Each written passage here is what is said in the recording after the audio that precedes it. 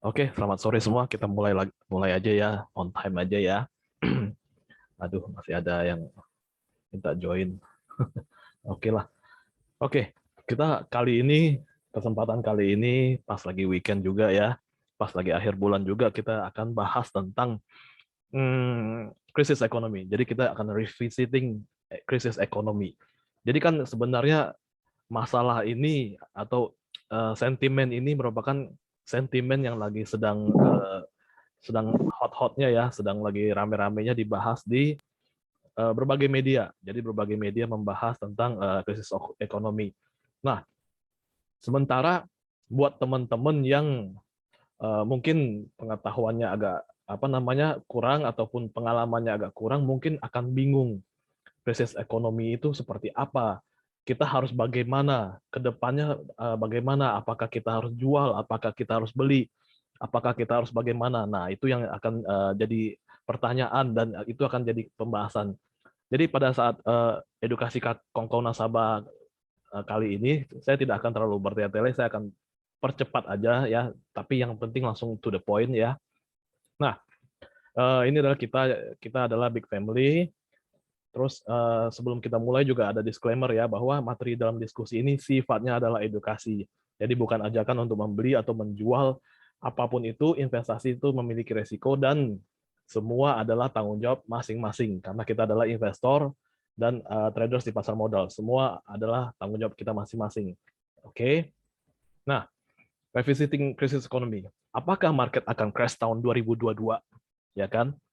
Kita tahu belakangan ini market ini luar biasa membosankan, mengesampingkan 2 hari terakhir ini ya. Pada saat kita di minggu lalu 2 minggu malahan kita ini market itu sangat-sangat membosankan, bahkan menurut saya sih dari awal bulan malahan ya, itu market nggak jelas terus cenderung turun ya. Apakah market akan crash? Kita lihat dulu resesi ya, di berbagai koran itu ditulis, di berbagai media ditulis ya kan. Ada juga yang belakangan ini yang heboh adalah ada 15 negara yang terancam akan resesi dan itu merupakan hal yang membuat orang khawatir. Padahal kalau sebenarnya dibaca secara jelas ya, misalnya kita bisa di slide nomor kiri ini ya, itu Sri Lanka, oke, Sri Lanka memang resesi ya, dia nomor satu di sini, di Selandia Baru, di New Zealand ya itu nomor dua. Tapi kita di Indonesia ya itu tuh nomor dua paling bawah, 3% doang chancesnya ya, dibanding India. India memang luar biasa. Di EKN yang sebelumnya kita ada bahas bahwa India memang luar biasa dengan Indonesia ya. Mereka India ini pertumbuhannya selama 19 tahun atau berapa tahun kemarin kita bahas itu salip-salipan sama Indonesia. Nah, kita lihat bahwa Indonesia itu cuma 3% kemungkinannya untuk terjadi resesi. Jadi sebenarnya chances-nya tuh nggak terlalu besar. Tapi memang media itu luar biasa selalu membahas hal-hal seperti ini, ya kan? Selalu membahas tentang resesi dan seterusnya. Jadi sebenarnya ngikutin news itu capek sekali sebenarnya, ya. Ngikutin news itu capek sekali. Even kita bisa ikutin, kita pun nggak tahu sebenarnya apa yang harus kita lakukan. Oke, news A bilang kita akan resesi, oh news B kita akan resesi ini. Semua akan bahas tentang resesi. Nah, itu capek sekali kita bahas tentang resesi itu. Oke. Nah, tunggu bentar. Oke. Nah, kemudian penyebab resesi. Kita cari tahu dulu penyebab resesi itu apa. Ya, penyebab resesi itu eh, awal muasal dari resesi yang akan terjadi resesi, katanya resesi tanda kutip ini sekarang ini itu dimulai pada saat pandemik 2020 tahun lalu, 2 tahun lalu. Oke. Gara-gara pandemik, jadi negara-negara mau nggak mau harus eh, mengeluarkan atau membantu rakyatnya dalam bentuk yang disebut, kalau di Indonesia disebut BLT, bantuan langsung tunai. Nah, di Amerika juga begitu, cuman di Amerika itu keterlaluan membantu rakyatnya. Mereka entah bagaimana cara berpikirnya, mereka memberi bantuan tunai kepada rakyatnya, di mana bantuan tersebut malah melebihi gaji lebih besar pada gaji profesional di situ, sehingga akhirnya para profesional yang merasa kok si A nggak kerja dapat bantuan lebih besar pada gaji saya, dan akhirnya dan seterusnya mereka pun memutuskan ngapain saya kerja, ngapain gua kerja, kalau gitu mendingan gue juga minta bantuan dari pemerintah. Nah, Akibatnya akibatnya pemerintah mengeluarkan begitu banyak bantuan kepada masyarakatnya di Amerika ini ya, bukan di Indonesia ya, di Amerika.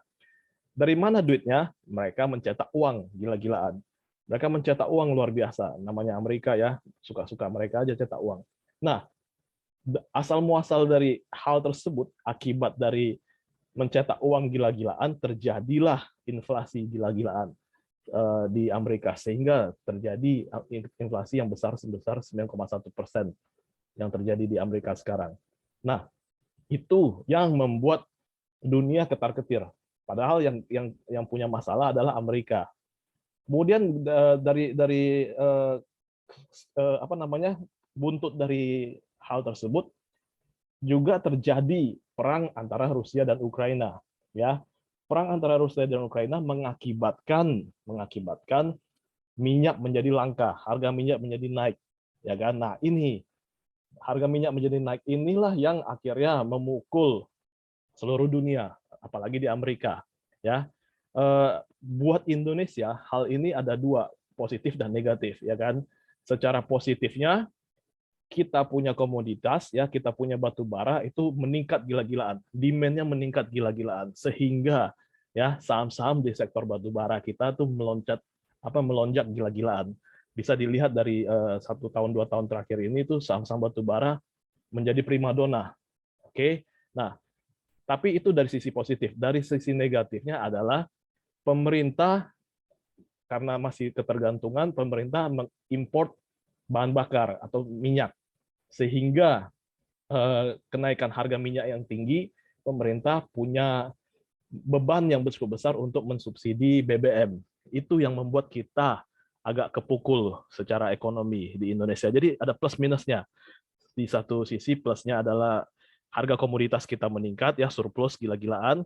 Di satu sisi pemerintah kewalahan menangani beban hutang subsidi, bukan hutang, maksudnya mensubsidi bahan bakar yang digunakan untuk kebutuhan sehari-hari oleh masyarakat, ya kan. Nah, akibatnya apa? Kemudian karena inflasi di Amerika tinggi, akibatnya mereka harus menaikkan suku bunga. Nah, menaikkan suku bunga ini yang membuat dana akhirnya kembali lagi ke USD, ke Amerika. Sedikit banyak akan mempengaruhi ke kita. Nah, jadi hal yang memukul Indonesia secara domestik, hal yang memukul kita secara domestik adalah pertama, kita harus punya beban subsidi yang besar karena kenaikan harga minyak yang tinggi sehingga menjadi beban subsidi yang cukup besar. Kedua, suku bunga yang dinaikin oleh Amerika sehingga rupiah terhadap dolar pun kalah jadinya. Akibatnya rupiah sangat melemah.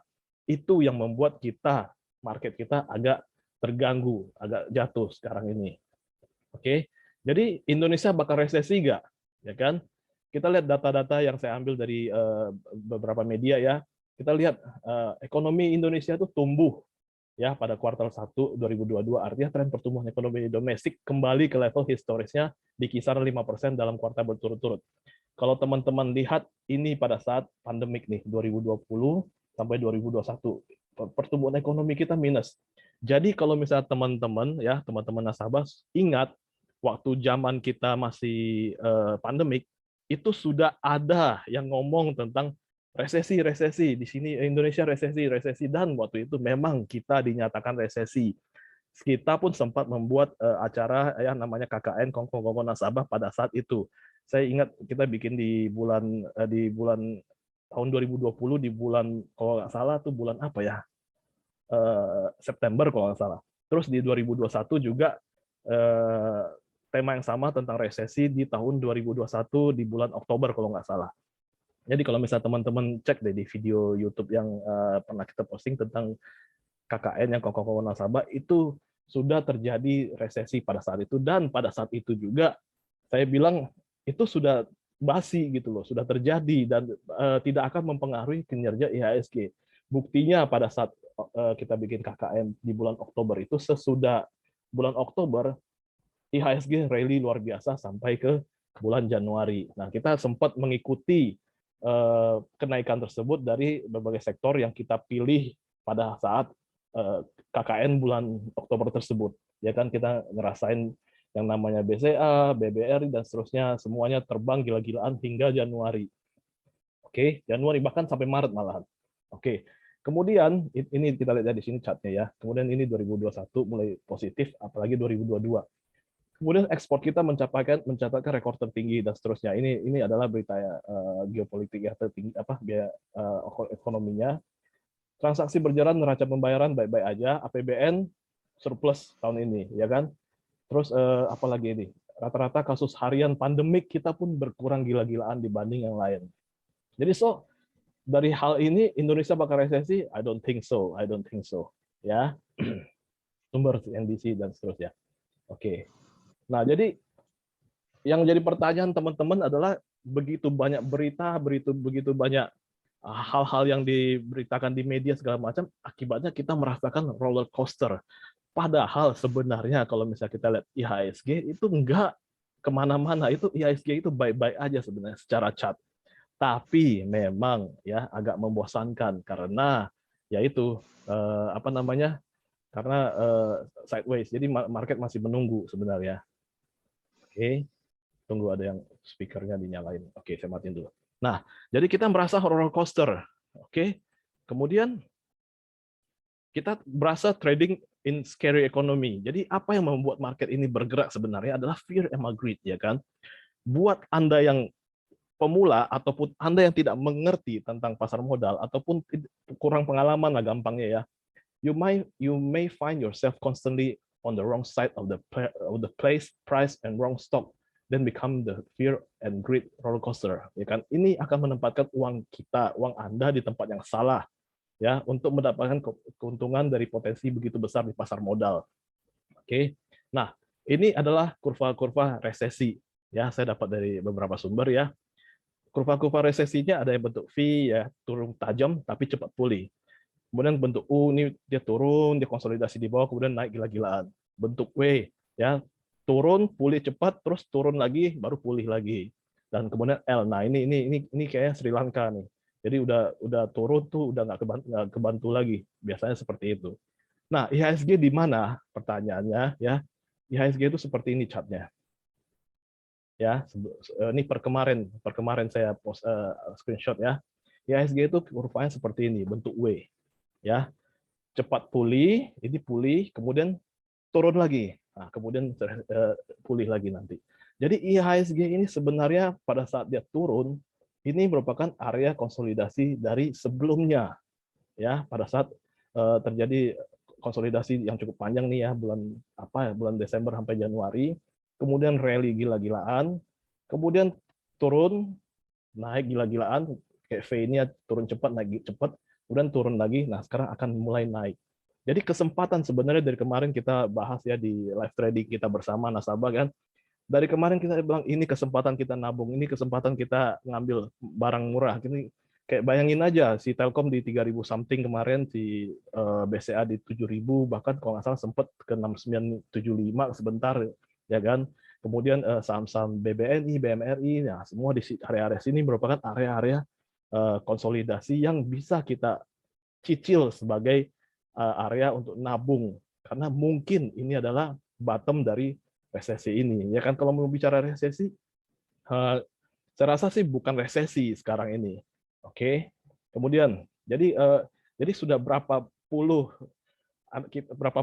sering kita berada di skenario seperti ini. Kita beli harga turun, kita jual kemudian harga terbang ya kan.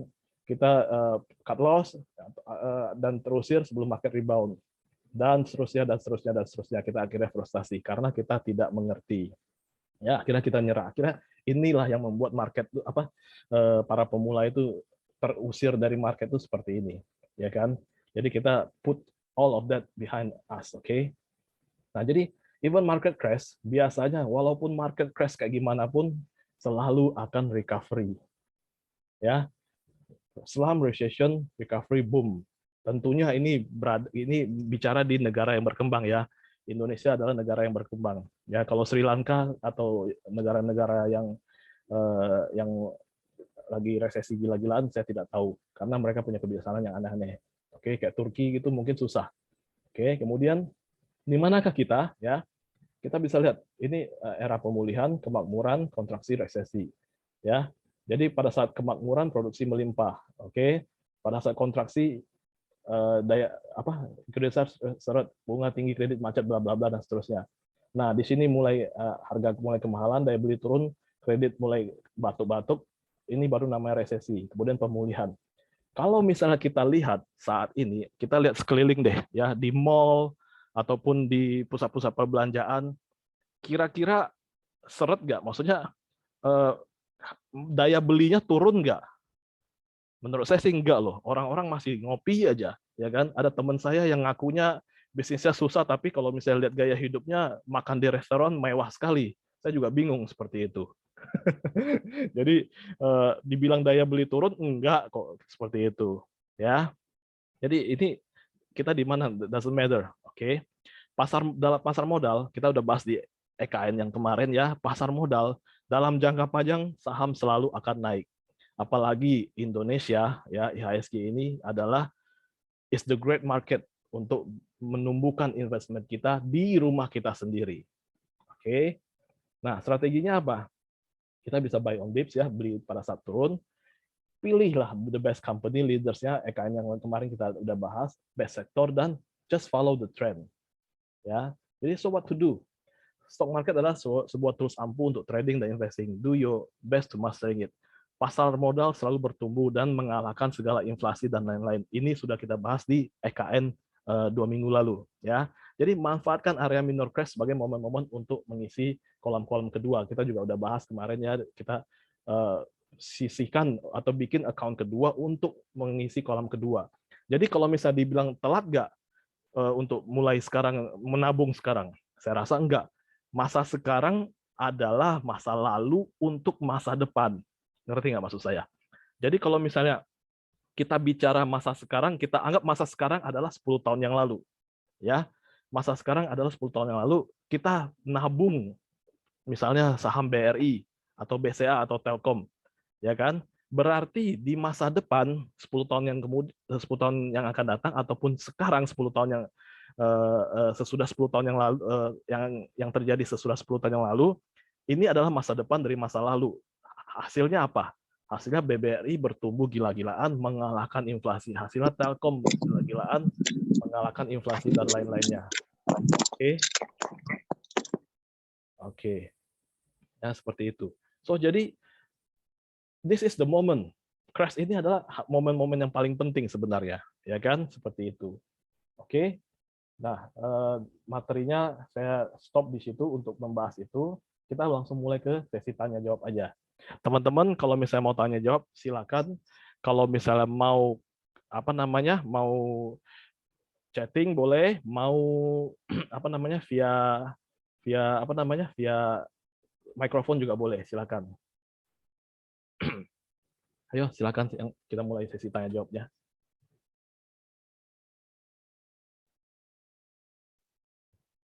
Ada yang mau nanya?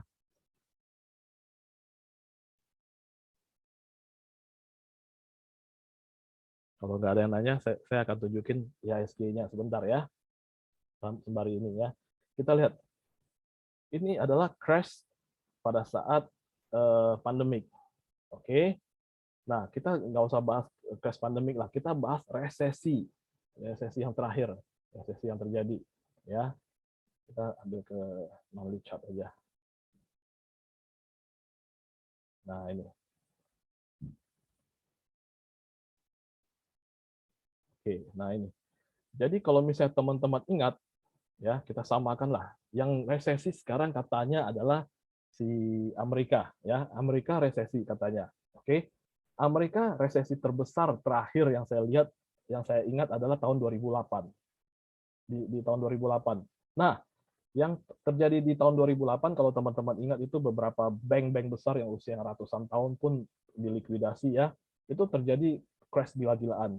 Tapi Indonesia tidak resesi. Ini Indonesia tahun 2008. Oh, ini IHSG tahun 2008. Jadi pada saat mau diakui atau tidak ya, Amerika adalah kapal induk ataupun induk acuan indeks sedunia.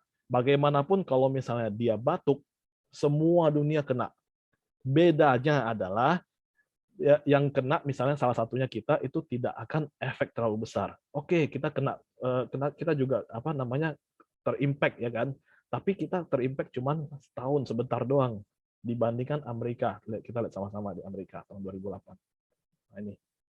Nah ini tahun 2008. Jadi tahun 2008 Amerika yang resesi, dia kembali ke new height-nya sesudah hampir 4 tahun. 2013, 2004 ya. 2008, 2013 baru new height. Artinya baru keluar dari resesinya. IHSG apa Dow Jones-nya. Artinya 3 4 5 tahun, ya kan? Kita lihat IHSG. IHSG tahun 2008, tahun 2010 sudah new height. Artinya cuman setahun turun mulai recovery, ya. Bayangkan teman-teman, bayangkan kalau misalnya pada saat ini terjadi crash, teman-teman kita semua ngambil nyicil saham-saham big caps yang kita lakukan di live trading bersama belakangan ini, ya. Bayangin ini kalau misalnya di saat ini kita lihat BCA ya, tahun 2008 BCA di harga 500 600 perak. Bayangin 10 tahun kemudian di tahun 2018 di sini dia di harga 4.000. Bayangin dari harga berapa tadi? 600-an, 700 lah ya, ke 4.000 10 tahun kemudian. Ini yang saya maksud tadi. Jadi masa masa masa sekarang adalah masa lalu di masa depan. Ya, sama aja. Jadi jangan khawatir sekarang misalnya BCA di 7.200. Ini kita ambil contoh lah ya. Ini masa sekarang adalah masa lalu di masa depan. Kita nggak tahu 10 tahun lagi BCA di berapa. Sama aja, ya. Ambil contoh lain lagi di tahun 2008 ya. Misalnya kita ambil BBRI. Nah, ini BBRI. Tahun 2008 di area 400-an, ya. Tahun 2018 di area 3.000-an, hampir 4.000-an. Berarti 1.000% juga, ya kan? Jadi ini adalah masa sekarang adalah masa lalu di masa depan. Ini yang saya maksud kemarin. So, jadi kalau misalnya dibilang telat, enggak telat. Tepat ya, sekarang tepat momennya. Ya kan, lagi diskon gila-gilaan. Apalagi yang kemarin 2020, seperti itu. Oke, nangkep ya maksud saya ya. Oke, sekarang kita baca pertanyaan. Kalau nabung sektor batu bara, masuk bagus atau sudah terlambat? Dari Bu Kartika ya. Saya jawab untuk sektor batubara. Untuk sektor batubara atau sektor komoditas itu adalah sektor yang musiman, Bu Kartika. Jadi ada musimnya mereka saham-saham tersebut akan bergerak, ya. Pada saat sudah tidak musim, mereka tidak akan kemana-mana. Jadi sektor batubara sekarang lagi bergerak karena permintaan atau demand-nya sangat besar akibat kelangkaan minyak, ya. Apalagi nanti di bulan September di Eropa ataupun di Amerika tuh mulai masuk winter. Nah, itu pasti sektor batubara akan jadi primadona karena minyak masih langka oleh Rusia sama Ukraina yang berperang seperti itu. Tapi untuk jangka panjang saya tidak sarankan karena mereka itu musiman, ya. Seperti itu. Jadi sama juga ini sektor batubara sama termasuk dengan Antam ataupun Tins ataupun Inco. Itu adalah komoditas di mana mereka adalah musiman. Pada saat momennya bagus, maka itu akan terbang tinggi. Ya kan? Pada saat sudah selesai momennya, maka sudah tidak ada pergerakan lagi. Oke, pertanyaan kedua dari Pak Budi. Jika bunga The Fed jika bunga The Fed dan BI jadi naik, apakah akan terjadi mini crash lagi? Iya, Pak Budi, jawabannya betul. Akan terjadi crash lagi, tapi temporer sifatnya. Ya, jadi perbedaannya gini. Saya setuju dengan istilah mini crash karena bukan major crash. Pada saat tahun 2008 itu terjadi major crash di mana di Amerika itu adalah gara-gara subprime mortgage, ya kan? Gara-gara kredit yang macet. Sementara di Indonesia belum ada kredit yang macet ataupun di tempat-tempat lain. Jadi kalau misalnya penyebab yang saya tahu sampai sekarang kemungkinan penyebab resesi adalah inflasi aja. Jadi tidak terlalu mengganggu yang lain-lainnya seperti subprime mortgage yang dulu ya kan, seperti itu. Nah, jadi jawabannya jika The Fed ataupun jadi BI naikin suku bunga lagi akan terjadi mini crash, kemungkinan besar iya mini crash ya, tapi bukan hal yang menakutkan. Justru itu adalah peluang yang bagus. Yang perlu kita jauhi adalah sektor-sektor properti. itu adalah sektor-sektor yang bakal dirugikan karena suku bunga naik, nggak ada yang mau beli dan mungkin kredit macet akan muncul di situ nantinya. Oke, kemudian saya jawab pertanyaan Pak Adi ya. Proyeksi IHSG dalam jangka pendek ini bagaimana? Proyeksi saya dalam jangka pendek sih IHSG pasti tetap akan naik, Pak Adi. Tetap akan naik ya. Kita lihat di sini IHSG ya. Bentar. Nah, ini ke chart IHSG. Nah, IHSG sekarang saat ini sedang berada di posisi seperti ini. Ya, tadi kita lihat bahwa kemungkinan besar dia akan bikin W. Nah, naik ke atas di sini ya. Resistennya cuma di area-area sini nih di 7.300-an. Di sini ada area-area resisten. Jadi kemungkinan besar menurut saya ya kan dia akan recovery kembali di sini mungkin konsolidasi sebentar, naik ke sini, di sini mungkin tertahan akan konsolidasi sebentar. Jika suatu titik nanti dia keluar dari sini, nah ini adalah fase untuk rally lagi seperti itu. Kalau misalnya dia akan turun, ya mungkin tetap akan tertahan konsolidasi aja menurut saya, tidak akan terlalu jauh, ya kan? Ingat teman-teman ya, kalau misalnya IHSG rally itu sometimes nggak berasa, tiba-tiba sudah rally aja, kita udah ketinggalan aja. Seperti 2 hari ini kan, padahal dari minggu lalu, dari dua minggu ini saya selalu mengatakan bahwa apa namanya kita harus siap-siap untuk akumulasi di area-area sini, area-area bentar, nah area-area di sini, ya. Ini adalah area-area kita dari kemarin saya bilang, woi kita nabung ini harga harga bagus ya, BBRI bagus, Telkom bagus dan lain-lainnya seperti itu. Oke, kemudian kita jawab lagi pertanyaan yang lain ya, bentar. Tunggu. Tadi mana ya? Tunggu. Oke, bingung coach, bingungnya apa Bu? Winston, you have to be specific on your question, oke? Bu Madeline, oke. Kalau kita menabung BBCA dan BBRI itu time frame berapa lama? Nah, ini makanya saya bilang, Ibu, kita harus punya planning investment plan yang jelas ya. Untuk namanya menabung saham, artinya itu time frame-nya itu sangat-sangat panjang. Daripada ini adalah acuannya kembali ke pembahasan EKN yang sebelumnya yang 2 minggu yang lalu ya kita bahas ya.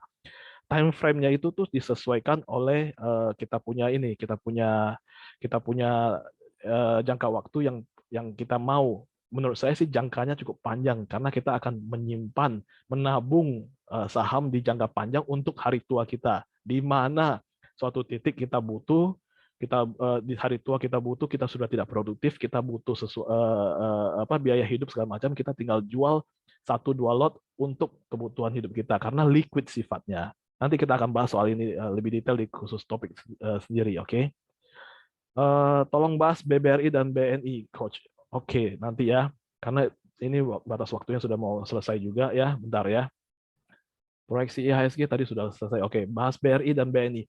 BBRI, ya itu saya bilang tadi, BBRI ini termasuk masih di area-area murah. Kita lihat chartnya, ya. Dia masih di area-area kisaran support. Kalau misalnya mau ke 5.000 itu sebentar menurut saya. Ya cuman harus sabar karena BBRI sama BCA cenderung lebih lambat pergerakannya.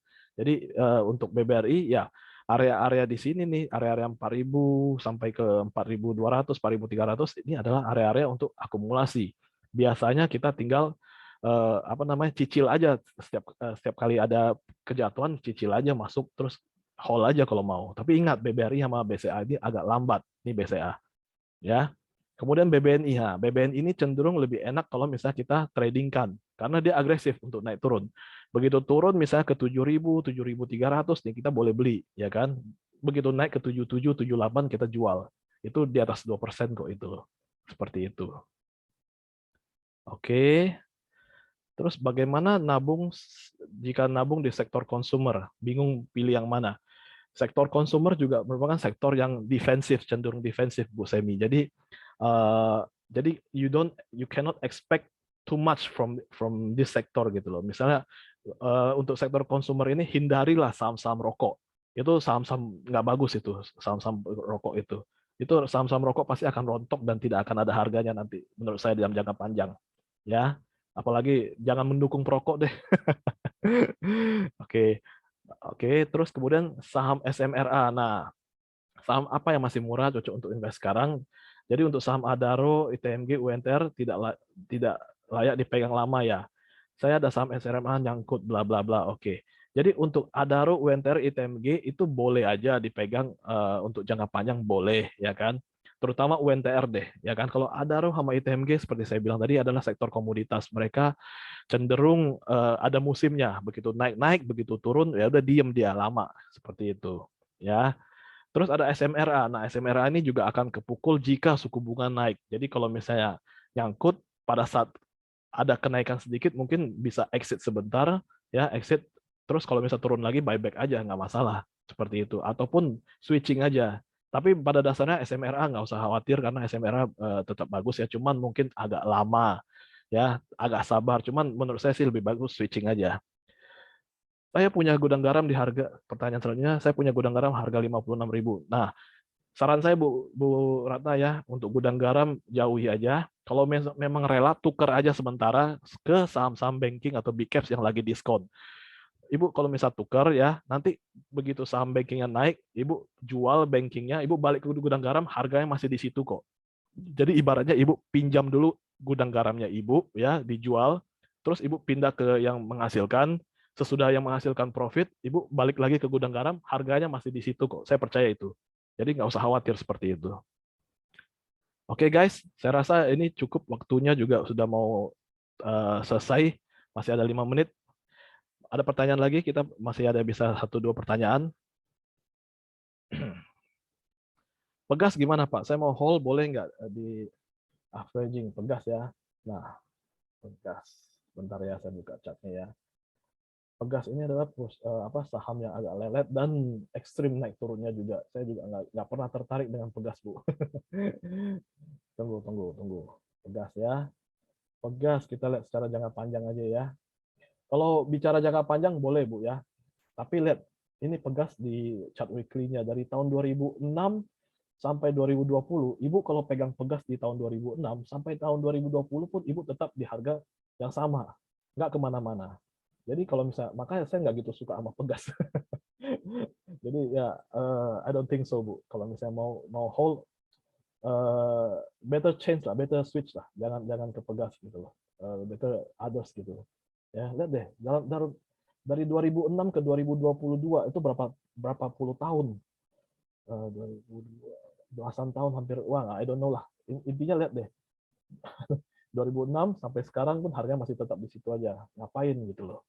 Ya kan? Memang sempat naik tapi turun lagi. Kalau misalnya untuk jangka panjang nggak cocok sekali. Oke. Kemudian Pak Ken ya. Saya nyangkut di Agro, Asri, Buka, Goto, Same, bla bla bla, banyak banget ya. 2 hari lalu kan tutupan SMRA di 575, tapi saya lihat chart volume jumlah jualnya gede. Saya jadi nggak masuk kemarin, malah hijau. Gimana bagusnya? Maksudnya pengen masuk ke SMRA gitu ya, Pak Ken ya?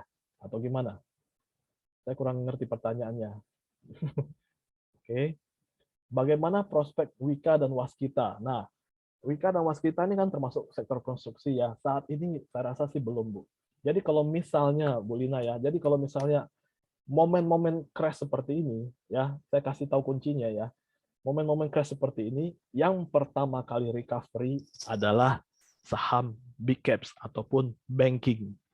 Jadi manfaatkanlah momen-momen seperti ini. Kalau misalnya kita lihat kembali ke tahun 2008 ya, IHSG, ataupun nggak usah jauh-jauh lah, pada saat 2020 pada saat crashnya si siapa namanya si pandemik ya di sini nih tahun 2020 ya, yang pertama kali recovery di sini itu bukan Wika, bukan SMRA, bukan Pegas, bukan apa-apa, tapi yang pertama kali recovery di sini adalah saham banking ya.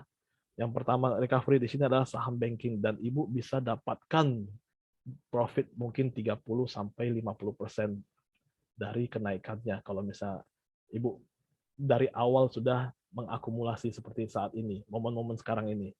Jadi manfaatkanlah momen-momen tersebut. Jadi jangan pilih saham aneh-aneh dulu seperti itu. Oke. Kemudian pertanyaan selanjutnya adalah Wika dan Mas kita sudah ya. Brice bagaimana coach? Ada harapan bisa ke atas? Nah, Brice ini adalah pacar lama yang sudah pensiun, pacar lama. Mungkin bisa Pak Kurniawan, mungkin bisa, tapi dia harus ada sentimen ataupun harus ada corporate action yang mendukung untuk berubah, untuk apa namanya, untuk naik ke atas. Mungkin menurut saya ya, mungkin aja ya, saya nggak tahu pasti ya. Mungkin nanti pada saat menjelang pemilu 2024 mungkin Brice akan dimanfaatkan juga untuk naik turunnya nanti di situ. Tapi ya I don't know, masih lama itu loh. Ya kan? Kemudian Bu Vincentia Palembang, ADMR saya di 2002 sekian-sekian, apakah cut loss atau hold? ADMR ini kan saham baru IPO Bu ya, barusan melantai nggak lama. Saran saya kalau misalnya memang Bu merasa itu lama, mendingan ya cut loss aja, switching aja Bu, tukar aja lah ke yang lagi jalan gitu loh. Daripada ADMR, mendingan Ibu pilih yang UNTR misalnya, seperti itu. Ya kan? UNTR itu enak sekali loh, dia rapi dan naik turunnya enak. Pak Ken pengen masuk ke SMRA, menurut saya jangan sekarang Pak Ken, tunggu aja di bawah 500 nanti. Kalau mau tukar guling lebih baik ke BRI atau Telkom. Nah, kalau BRI itu lebih lambat, lebih sabar, Telkom itu lebih agresif. Dua-duanya bagus Bu Vincent. Jadi boleh tukar kedua-duanya. Oke. Nah, oke teman-teman, waktu kita tinggal sisa 30 detik. Saya rasa untuk EKN kali ini cukup sampai di sini. Saya terima kasih sekali atas antusias teman-teman sehingga saya jadi semangat untuk bikin materinya. Ya lumayan capek sebenarnya, tapi ya worth it for us to sharing the knowledge. Thank you semua ya. Semoga sukses, semoga kita profit. Kita ketemu lagi di live trading seperti tiap hari. Thank you semua. Bye bye.